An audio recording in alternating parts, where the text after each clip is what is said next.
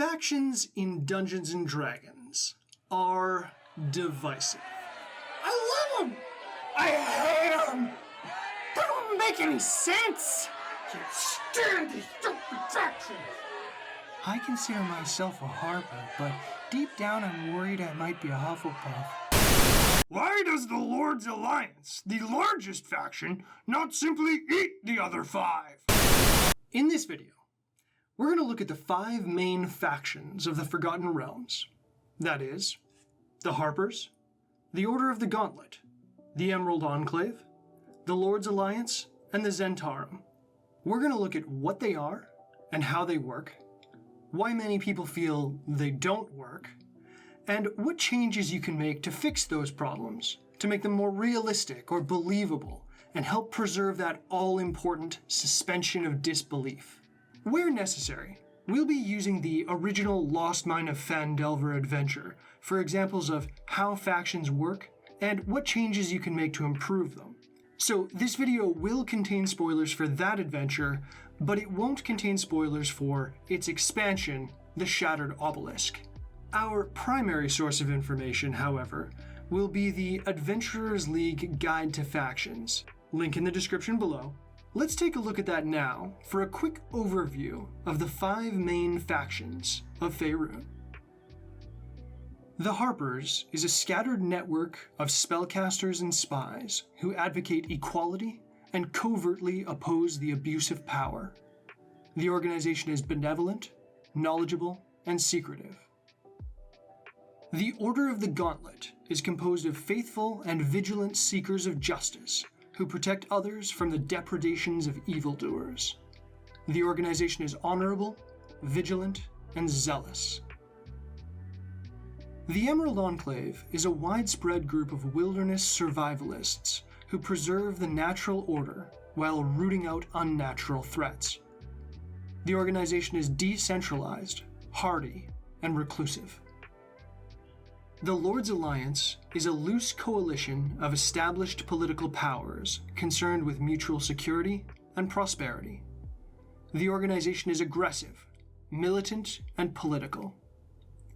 The current members of the Alliance are Amphail, Baldur's Gate, Daggerford, Longsaddle, Mirabar, Mithril Hall, Neverwinter, Silvery Moon, Waterdeep, and Yartar. The Zentarum is an unscrupulous shadow network that seeks to expand its influence and power throughout Faerun. The organization is ambitious, opportunistic, and meritocratic. We still haven't quite answered what is a faction, though. Let's take a look at what each of these have in common. First, a faction is an organization of people who've agreed to work together. A faction is not a race, a class, or a location. So, orcs are not a faction. Druids, not a faction. Phandalin, not a faction. Factions include members of many different races, classes, and operate in many different locations. Second, a faction is joinable by the players. Sure, there are many different organizations out there in the world, but when you see the word faction in Dungeons & Dragons materials, that means the players can join that group. Third, a faction has goals, and those goals are the reason, both in-game and out of game, why factions exist. As explained on page 21 of the Dungeon Master's Guide to the Galaxy, factions are a storytelling tool that keeps the adventurers connected to the world, to key NPCs, and offers an agenda greater than just individual gain. If your players are feeling a little bit directionless, it may be because they're missing that social connection that factions can provide. While the DMG does provide a bit more information about factions, it mostly talks about how to make your own. Instead, let's turn our attention to the Adventurers League Guide to Factions and see what it says about goals. The Harper's goals are to gather information throughout Faerun, promote fairness and equality by covert means, thwart tyrants and leaders, governments, and organizations that grow too powerful, and aid the weak, poor, and oppressed. The Order of the Gauntlet's goals are to be armed and vigilant against evil, identify evil threats such as secretive power groups and inherently evil creatures, enforce justice, and enact retribution against evil actions, but do not strike preemptively. The Emerald Enclave's goals are to restore and preserve the natural order, destroy all that is unnatural, keep the elemental forces of the world in check, and keep civilization and the wilderness from destroying each other. The Lord's Alliance's goals are to ensure the safety and prosperity of cities and other settlements of Faerun, maintain a strong coalition against the forces of disorder, proactively eliminate threats to the established powers, and bring honor and glory to one's leaders and one's homeland. The Zentarim's goals are to amass wealth, look for opportunities to seize power, gain influence over important people and organizations, and dominate Faerun. You may have noticed that some of these goals are more active and some are more passive. Some are more specific and some are more general. As a rule of thumb, active and specific goals are more interesting than passive, general ones. For example, in the Lost Mine of Phandelver, the Order of the Gauntlet, represented by Daran Edermath, should want to enforce justice. That's very general. More specifically, he should want the players to find out exactly what the Red Brands did to the Dendrar family, to collect evidence and testimony, to bring the Red Brand leaders to trial, and to see them hang in the gallows for their crimes. Fourth, a faction has beliefs. Referring back to the Adventurers League Guide to Factions, the Harpers believe that one can never have too much information or arcane knowledge.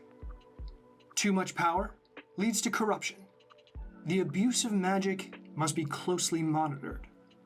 And no one should be powerless. The Order of the Gauntlet believes that faith is the greatest weapon against evil.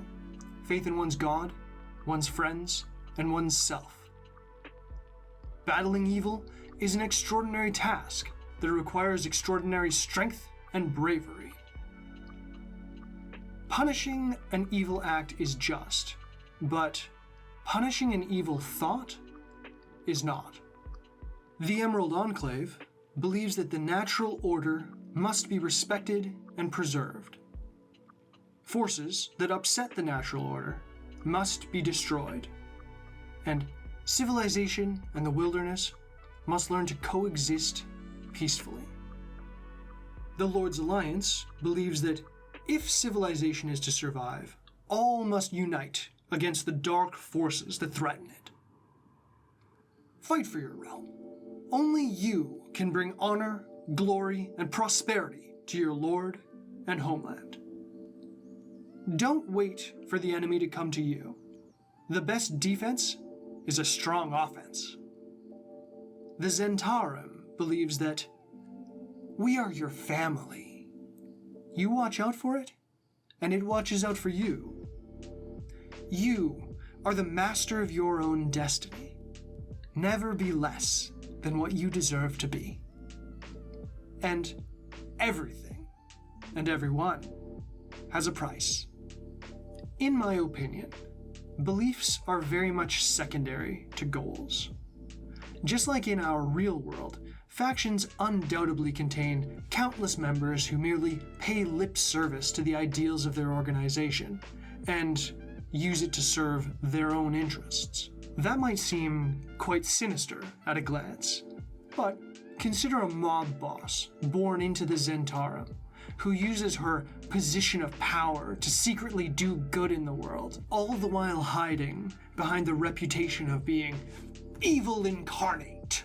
Factions have beliefs, but remember, individuals also have beliefs, all of their own. Also, beliefs are more subject to interpretation than concrete goals tend to be. A faction may contain schools of thought. For example, the Sword Coast Adventurers Guide says, "The Order of the Gauntlet doesn't punish the criminal before the crime is committed. When evil arises, members of the Order strike, and strike hard, but they leave the orcs alone in their mountains, and don't disturb dragons in their slumber." However, some members found this philosophy flawed. Evils unlooked for can breed in the shadows, growing stronger until they attack. In the example given here, those members broke away and formed the Order of the Gilded Eye, dedicated to rooting out evil wherever it lurks. In this case, a difference in beliefs led to a schism.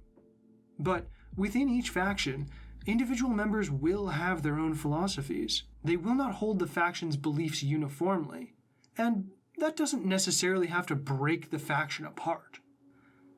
These are not problems. These are opportunities. And as a good DM, which you are, you should see these as a wonderful source of drama. Fifth, a faction has a hierarchy, and the players can rise through the ranks. For example, in The Lost Mine of Phandelver, we get this text. Joining the Lord's Alliance. If the party eliminates the goblin threat from Cragmaw Castle, or uncovers Llanos' treachery, Sildar Hallwinter privately approaches certain members of the group to urge them to join the Lord's Alliance. He speaks with those who exemplify a desire for the security of civilization through action. If a character agrees, Sildar Hallwinter awards the individual the title of Cloak. The names of each of the ranks in each of the factions are detailed in the Adventurer's Guide to Factions. For the sake of time, I won't bother listing them all for you now, but have a look at them at your own leisure. This document also gives some fun perks that go along with faction ranks. For example, training in tool use, or specialized item procurement. Finally, a faction is militant. That means it is willing to use violence to achieve its goals. Some, like the Order of the Gauntlet, do so in broad daylight for all to see. Others, like the Harpers, do so covertly, trying to draw as little attention as possible. When you do things right, people won't be sure you've done anything at all. To recap, a faction is a militant organization, joinable by the players, with goals, beliefs, and a hierarchy. All this is, of course, just semantics. When I describe what a faction is, I'm really just describing how the word tends to be used in the official publications. And you are, of course, free to make your own faction. With blackjack and hookers! But semantics is not the major gripe that most people have with factions. The thing that many people find immersion-breaking about them has to do with that final point that we talked about. Factions as militant organizations. Let's talk about it. Max Weber is most famous, alongside Emil Durkheim, as one of the founders of sociology. Towards the end of his life, however, in 1919, he gave a speech, a very important speech, to a group of wide-eyed political science students. This speech was entitled, Politics as a Vocation. Sociologically speaking, it is only possible to define the modern state with respect to the one specific means innate to every political organization: Gewalt, the physical force that includes the capacity to be violent. We are compelled to say that the state is the only human Gemeinschaft which lays claim to the monopoly on the legitimated use of physical force. However, this monopoly is limited to a certain geographical area, and in fact, this limitation to a particular area is one of the things that defines a state. In this case, force or violence refers to coercion through asset seizure, incarceration, public humiliation, execution, or the threat thereof. The state may confer that right upon lesser entities, for example, municipal police, but the important thing is that the legitimacy of that right ultimately derives from the state. Furthermore, the existence of extrajudicial users of violence, for example, protection rackets or the mob, does not delegitimize the state's monopoly on the use of violence. They either exist with its unspoken approval, wink wink nudge nudge, or they exist in secrecy, surviving only as long as and insofar as they can avoid conflict with the state. When a country has multiple armed groups openly opposing each other, we usually call that a failed state, or a civil war. Now, it makes sense for some factions to be perpetually at war. We see an example of this in the classic Baldur's Gate 2 quest, wherein Czar, a Zentarum agent, asks you to infiltrate the headquarters of the Harpers and find out what happened to his friend Montaron. What ensues is a deadly cat-and-mouse, spy versus spy game, where the objective is assassination, and the lesson for failure is... Never go in against a Sicilian when death is on the line!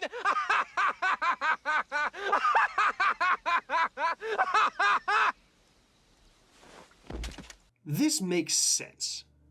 Both of these organizations exist illegitimately, surviving in the shadows, locked in a war that neither side can ever win without fundamentally changing as an entity, without becoming a government. So we see that the problem with factions is actually a problem with a faction, the Lord's Alliance. Because if a state is defined as a geographical monopoly on the use of violence, why does the Lord's Alliance, whose members are city-states, allow the other factions to independently operate? We have looked at the other factions' goals. We know that they are incompatible. There is every reason for the Lord's Alliance to come into conflict with the other factions. Furthermore, these factions are not geographical. From Neverwinter to Waterdeep, from the Sword Coast to the Desert of Anarok, you will find the same factions with the same goals and the same beliefs and the same ranks operating in the exact same way. This by itself should be immersion breaking. Like, why don't these factions splinter into regional variations?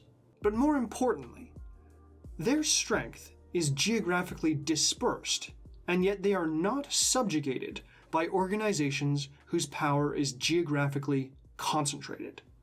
As far as I can tell, the members of the Lord's Alliance, whether individually or collectively, do not pursue a monopoly on the use of violence. Now, astute listeners will point out, Max Weber defined the modern state as a monopoly on violence.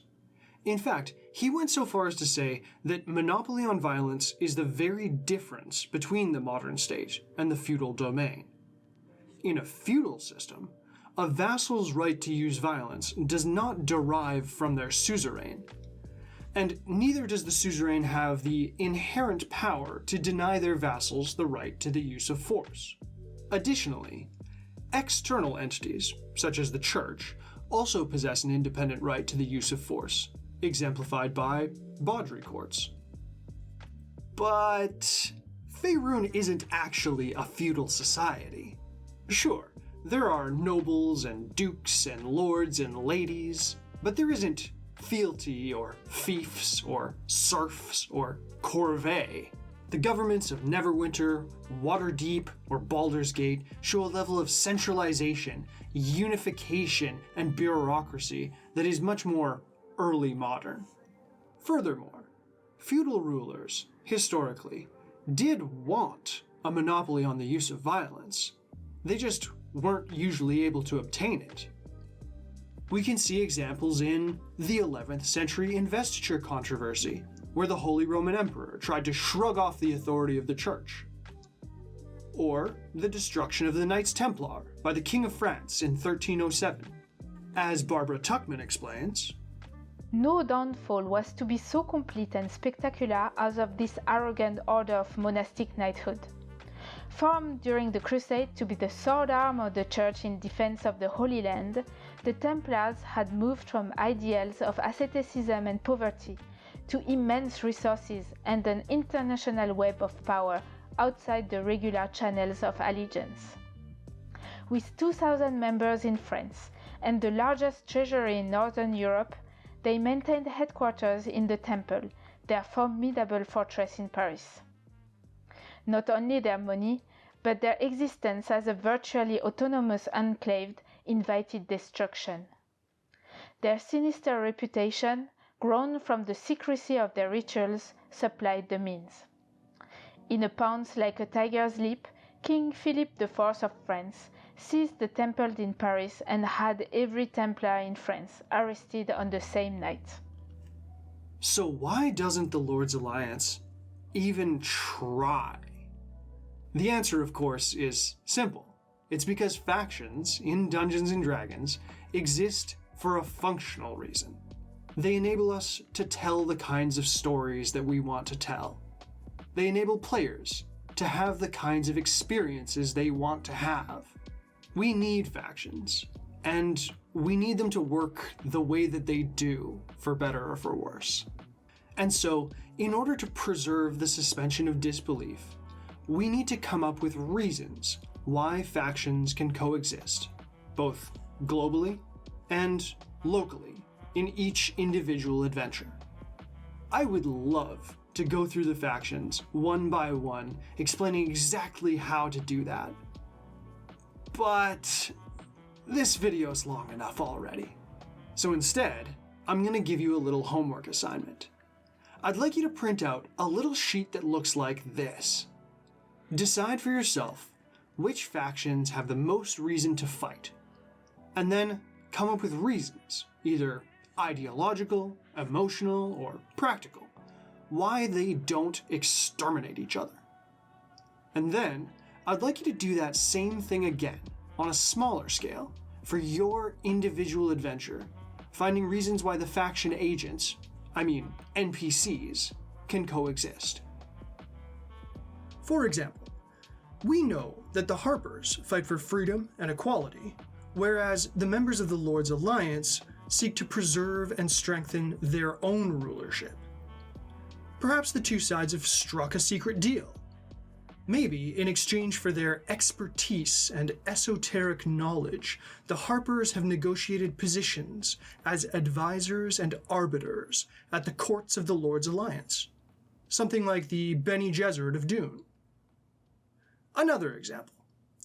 The Lord's Alliance has every reason to fear the military strength of the Order of the Gauntlet, right? But what reason do they have to get along? Let's consider recent history. Perhaps our story takes place in the immediate aftermath of the Tyranny of Dragons. If it's Lost Mine of Phandelver, that would explain why we find those dragon cultists hiding out in the ruins of Thundertree. Faced with the rise of Tiamat, the factions had no choice but to unite to prevent, basically, an extinction-level catastrophe. In the aftermath of that, it's understandable why factions would want to keep the peace. Who knows what greater threats may still be out there? Let's look at the Lost Mine of Phandelver for a more local example. It seems like all this mining and logging and excavating could bring the Emerald Enclave into conflict with the Lord's Alliance or with the Miners' Guild in Phandalin. Yet, look where we find our Emerald Enclave representative, Rydoth the Druid. In the ruins of the town of Thundertree, which was recently destroyed by the eruption of Mount Hotenau. As one settlement, Phandalin, is becoming a bustling boom town, another, Thundertree, is being reclaimed by Neverwinter Wood. Perfectly balanced, as all things should be. Do not neglect emotional reasons, either. We would expect the Harper, Sister Garail, to be at odds with Halia Thornton of the Zentarum. each trying to ferret the other one out, get the upper hand, land the killing blow, and that may be fun. But on the other hand, maybe they're engaged in a torrid love affair instead, torn in opposite directions by their respective factions, but absolutely head over heels in love. In summary, coming up with reasons why factions and faction agents can coexist isn't very hard, as long as you're on the lookout for places where conflict should naturally come up, but may be averted. So that's it for this video. Like, comment, and subscribe. Check us out over on Patreon if you want to watch our full playthrough of the Lost Mine of Phandelver adventure. Remember that I believe in you, and the best thing you can do is fail and try again. I'll see you next time.